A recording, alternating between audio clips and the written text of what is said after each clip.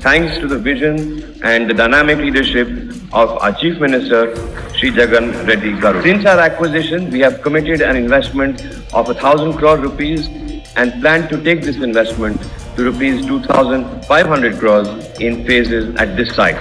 This plant will lead to significant employment creation from the current levels of about 1,000 to over 2,400 people at its final stage. 1000 కోట్ల రూపాయలు ఖర్చుతో దాదాపుగా 3 ఫేసుల్లో కూడా కలిపి దాదాపుగా 2470 కోట్ల రూపాయలతో పెట్టుబడి ఇక్కడికి వస్తూ దాదాపుగా 2450 మందికి ఉద్యోగాలు కల్పిస్తూ ఈ రోజు ఒక గొప్ప కార్యక్రమం ఈ రోజు ఇక్కడ జరుగుతా ఉంది. కుమారమంగళం బిర్లా గారి గురించి, ఆదిత్య బిర్లా గ్రూప్ గురించి, ఒక మంచి పారిశ్రామికవేత్తగా ఇలాంటి వాళ్ళు ఇక్కడ మన ప్రభుత్వం మీద మరింత నమ్మకం చూపిస్తూ అడుగులు ముందుకు వేయడం రాష్ట్రానికి ఇవన్నీ కూడా ఒక మంచి పరిణామాల కింద ఇవన్నీ తోడవుతాయి.